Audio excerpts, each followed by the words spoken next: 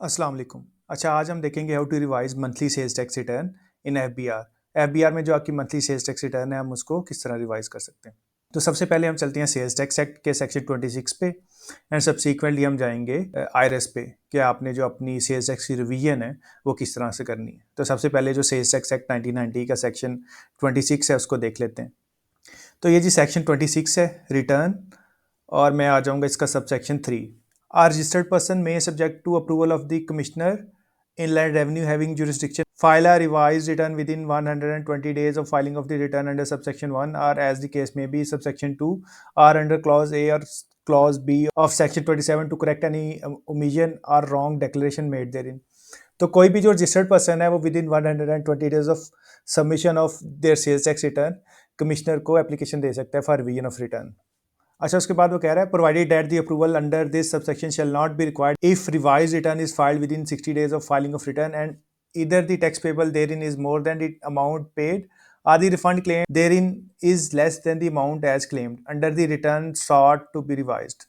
अच्छा जी, आगे जो आपका सबसेक्शन 3 है वो कह रहा है कि अगर आप with in 60 days of filing of your original return आप अपनी सेल्स टैक्स रिटर्न रिवाइज करें और आपकी जो लाइबिलिटी है, जो आपका सेल्स टैक्स पेबल है वो बढ़ रहा है या जो आपका इनपुट है वो कम हो रहा है, तो आप without prior approval of the commissioner जो है अपनी सेल्स टैक्स रिटर्न रिवाइज कर सकते हैं। अब सपोज कर लें अप्रैल की रिटर्न है, अप्रैल की रिटर्न मैंने सबमिट कर दी है 15 मई को। तो मैं उसको अगर मैं 60 डेज काउंट करूं तो तकरीबन वो आपके मई से जून और जून से जुलाई तकरीबन 13-14 जुलाई तक मैं उसको रिवाइज कर सकता हूँ। सो ये क्राइटेरिया कि with in 60 days of submission of original return आप उसको रिवाइज कर सकते हैं। और सेकंड क्राइटेरिया क्या था कि आपका जो आउटपुट टैक्स है वो बढ़ रहा हो, जो आपने टैक्स पे करना है वो बढ़ रहा हो, या जो आपका इनपुट टैक्स रिफंडेबल है वो कम हो रहा हो। अभी हम आईआरएस पे चलते हैं और उधर जाके देखेंगे कि आपने रिटर्न को किस तरह रिवाइज करना है। तो सबसे पहले आपने आ जाना आईआरएस पे, अपने लॉगिन क्रेडेंशियल्स लगा के आपने साइन इन कर लेना है और जैसे ही आप लॉगिन करेंगे तो ये डैशबोर्ड आपके पास आ जाएगा। उसके बाद आपने जाना है डेक्लेरेशन पे। ये देखें डेक्लेरेशन, डेक्लेरेशन पे जैसे ही क्लिक करेंगे तो ये ड्रॉप डाउन एक ओपन हो जाएगा। सब्सिक्वेंटली आपके पास ऑल ऑप्शंस आ रहे हैं, returns and statements original, simplified return slash statements original, return slash statements revised.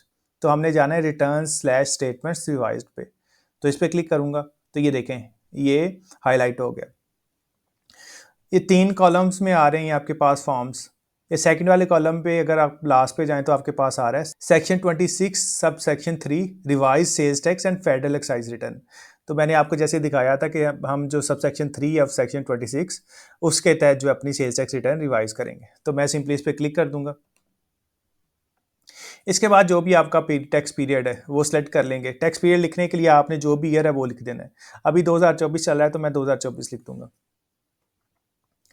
तो ये देखें 2024 के सारे पीरियड्स मेरे पास आ गए, जुलाई से लेके ये 30 जून 2024 तक। ये देखें जी, जुलाई से लेके 30 जून 2024 तक मेरे पास सारे पीरियड्स आ गए। अच्छा जी, मैं अब सपोज करें अप्रैल को रिवाइज करना चाह रहा हूँ, तो मैं इधर से अप्रैल पे क्लिक करके इसको सिलेक्ट कर लूँगा और सब्सिक्वेंटली इसके बाद मैं क्लिक कर दूंगा कंटिन्यू पे। तो जैसे ही मैंने कंटिन्यू पे क्लिक किया, ये मेरे पास जो रिवाइज रिटर्न है ये ओपन हो गई। तो सबसे पहले टास्क आ रहा है section 26 subsection 3 revise sales tax and federal excise return.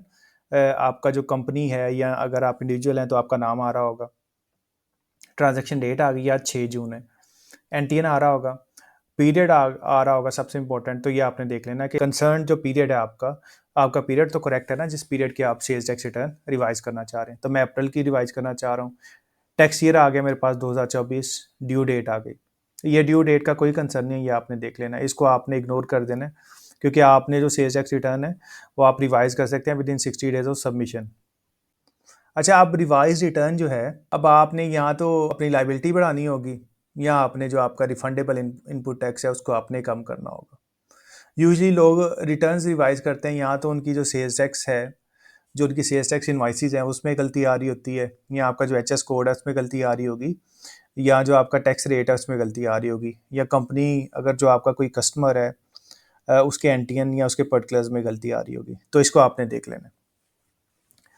और दूसरी बात यह कि आपने रिवाइज करनी है within 60 days of filing of sales tax return.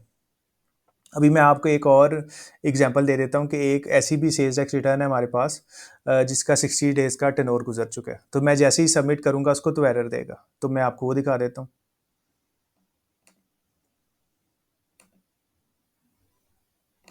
तो ड्राफ्ट पे चलता हूँ।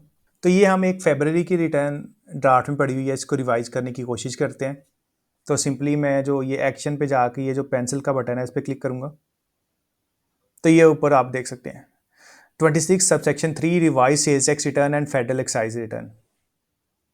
तो सिंपली मैं इसको सबमिट करने की कोशिश करता हूँ और ये आप पीरियड भी देख सकते हैं। ये कम फरवरी 2024 से लेके 29 फरवरी 2024। तो तो इसको सबमिट करने की कोशिश करता हूँ। तो ये देखें, revise return can not be submitted because इधर 60 days period is passed or payable is decreased or refund is increased from original return or revision application is not approved। तो इस एप्लीकेशन को 60 डेज गुजर चुके हैं।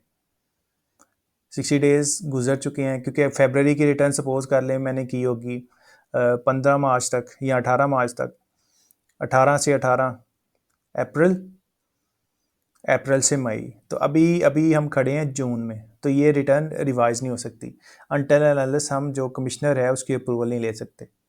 जब तक कमिश्नर अप्रूवल नहीं देगा तब तक जो हमारी सेल्स टैक्स रिटर्न है जिसकी सबमिशन को 60 दिन या उससे ज़्यादा गुजर चुके हैं, तो हम अपनी जो सेल्स टैक्स रिटर्न है उसको रिवाइज़ नहीं कर सकते।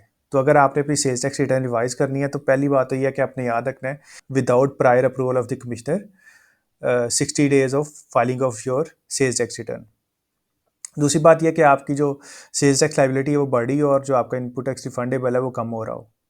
और दूसरी बात यह है कि अगर 60 डेज गुजर चुके हैं तो आपने कमिश्नर को एप्लीकेशन फ़ाइल करनी है। वो एप्लीकेशन किस तरह फ़ाइल करनी है वो मैं आपको दिखा देता हूँ।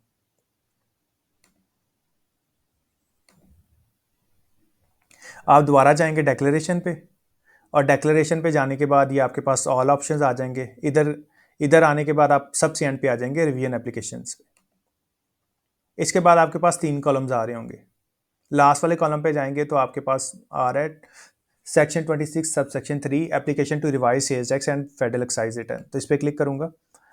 As it is period select कर लूँगा इधर से। ये मेरा पीरियड है जी, फरवरी से लेके 29 फरवरी 2024। इस पर क्लिक करूँगा, इसको सेलेक्ट कर लूँगा और सब्सिक्वेंटली कंटिन्यू पे क्लिक करूँगा। तो जैसे ही कंटिन्यू पे क्लिक किया ये मेरे पास एक एप्लीकेशन ओपन हो गई। तो आपने जो आपकी एप्लीकेशन है वो आपने टाइप करनी है, जो उसकी वर्डिंग है वो आपने जो रीज़न है आपने उसको एक्सप्लेन करना है। अगर आपके पास नहीं पड़ी हुई तो मैं आपको कुछ सेंड कर दूंगा।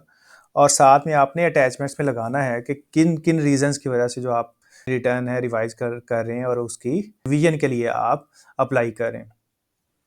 आप इसमें अटैच कर सकते हैं आपने एच एस कोड गलत लगा दिया है या आपका जो आउटपुट टैक्स था वो ज़्यादा बन रहा था आपने कम पे किया है, कोई आपसे मिस्टेक हो गई है इस तरह की, तो आपने वो एक्सप्लेन करनी है। उसके बाद आपने एप्लीकेशन ऑनलाइन भी सबमिट करनी है एंड सब्सिक्वेंटली आपने जो आपका टैक्स ऑफिस है उधर जाके भी अपने जो कंसर्न कमिश्नर है उसको भी आपने एप्लीकेशन देनी है for timely resolution of your revision application.